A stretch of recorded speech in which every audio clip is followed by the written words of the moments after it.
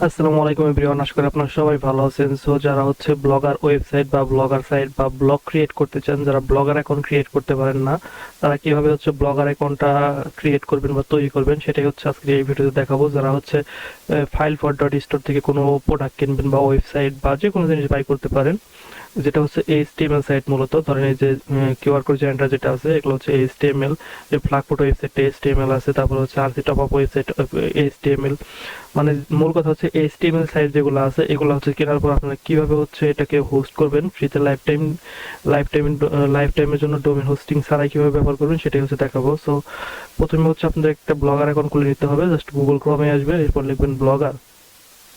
এখান থেকে ব্লগার লিখবেন, তারপরে এন্টার করে দিলে দেখবেন যে এইরকম একটা ওয়েবসাইট চলে আসবে। ফার্স্টেই এটাই ক্লিক করে দিবেন। এটা ক্লিক করে দেওয়ার পর লোড নিবে। যারা এখন আমাদের চ্যানেলে নতুন অডিয়েন্স এসেছেন, চ্যানেলটা সাবস্ক্রাইব করে নেয়, দ্রুত করে চ্যানেলটা সাবস্ক্রাইব করে দেবেন, এতে আমাদের চ্যানেলের কোনো নতুন কোনো ভিডিও আপলোড হলে সঙ্গে সঙ্গে আপনাদের কাছে চলে যাবে। সো এরপর কি করতে হবে, ক্রিয়েট ইউর ব্লগে ক্লিক করবেন, এটাই ক্লিক করে দিবেন। জাস্ট এরপর হচ্ছে আপনাদের যে জিমেলটা চাবে এটাকে দিয়ে দিবেন। জিমেলটা অ্যাপ্রুভ করলে হয়তো বা পাসওয়ার্ড চাইতে পারে, নাও পারে।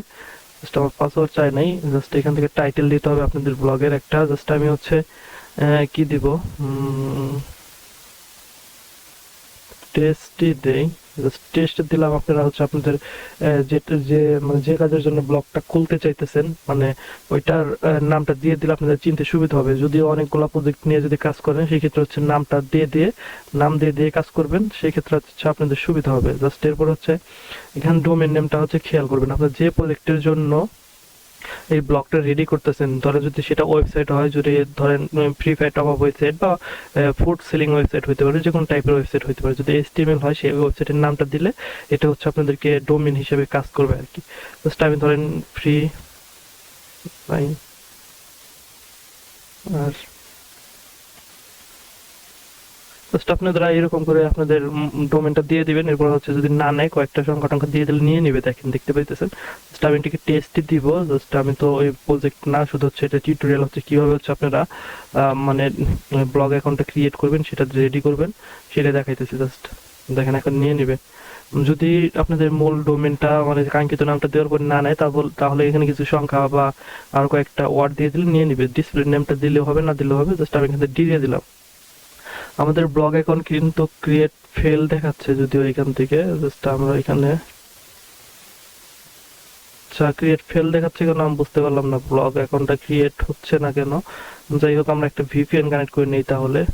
ওয়েট, আমরা হচ্ছে আমাদের ভিপিএনটা কানেক্ট করে নিলাম। এখন দেখি হয় কি না। এখন হয়তো হয়ে যাওয়ার কথা, কারণ হচ্ছে আমাদের এগুলো হচ্ছে না কেন, মানে আমাদের ব্লগ অ্যাকাউন্ট গুলো হিউজ পরিমাণ ব্লগ অ্যাকাউন্ট ক্রিয়েট করা থাকে, এর জন্য হচ্ছে একটু সমস্যা করে। ডিসপ্লে নেমটা আমি চেঞ্জ করে দেই, এরপরে হচ্ছে দেখি কি হয় না হয়। এটা নিয়ে নেওয়ার কথা ছিল, যদিও ভিপিএন কানেক্ট করে আইপি চেঞ্জ করা হলো, এরপরেও যদি না নেয়। টাইটেল আছে, টাইটেলটা দিয়ে দিই টিআইটিএল। জাস্ট আমি আবল তাবল একটা দিলাম। আপনারা হচ্ছে এখানে প্রজেক্ট নেম দিবেন, এখান থেকে হচ্ছে ডোমেন নেমটা দিবেন। ডোমেন নেমটা দেওয়ার পরে নেক্সট ক্লিক করবেন। ডিসপ্লে নেমটা হচ্ছে দিয়ে দেন, আমি নিশান, জাস্ট ফিনিশ। বারবার ফেল দেখাচ্ছে কেন হচ্ছে এটা এরকম জানি না।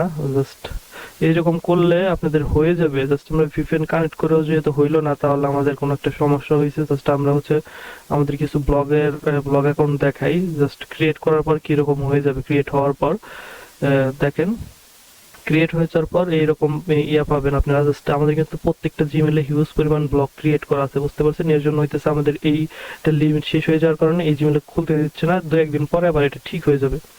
সো এখানে যখন ক্রিয়েট বাটনে ক্লিক করবেন, এরকম করে ব্লগটা ক্রিয়েট হয়ে যাবে। ক্রিয়েট হয়ে যাওয়ার পরে আপনারা কি করবেন, যে সাইডের জন্য এটা হচ্ছে ব্লগ অ্যাকাউন্ট ক্রিয়েট হলো আপনাদের, যে সাইডের জন্য আপনারা ব্লগটা রেডি করবেন, ধরেন এখানে যে আরসি টপ আপের জন্য আমি একটা রেডি করছি, এটা হচ্ছে আরসি টপ আপ অ্যাডমিন। এখন সেই সাইটটার জন্য ব্লগটা কিভাবে রেডি করবেন, এখানে নিউ ব্লগ লেখা থাকবে, এটা ক্লিক করবেন। এটা ক্লিক করে আপনাদের সাইটের নামটা দিয়ে দিবেন, টাইটেলটা দিয়ে দিবেন যে সাইটের জন্য করতে চান। ধরেন আমি এটা হচ্ছে টেস্টই দেই, যেহেতু আমাদের কোনো সাইট নিয়ে আপাতত দেখাচ্ছে না, টিউটোরিয়ালের জন্য দেখাচ্ছে।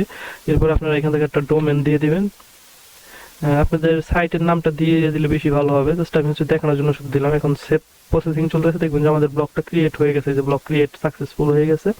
এখন এই যে ব্লগটা ক্রিয়েট করলাম, এটাকে হচ্ছে আমরা কিভাবে ওয়েবসাইট বা কোনো সাইটকে হোস্ট করার জন্য রেডি করবে। এর জন্য কি করতে হবে, আপনারা থিমে চলে আসবেন। থিমে আসার পরে আপনি স্ক্রল করবেন, স্ক্রল করার পর নিচে আসবেন, নিচে আসলে এবার দেখবেন সিম্পল ব্লগ যেটা লেখা আছে এটা ক্লিক করে দিবেন।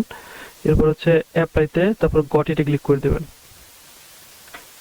গট ইট বলতেছি কেন এটাকে, যাই হোক অ্যাপ্লাই হয়ে গেছে। এখন হচ্ছে আপনারা এখানে অ্যারো বাটনে ক্লিক করবেন, এরপর হচ্ছে আপনারা মোবাইল সেটিং এ চলে আসবেন, এটাকে হচ্ছে এখান থেকে ডেস্কটপে টিক দিয়ে সেভ করবেন।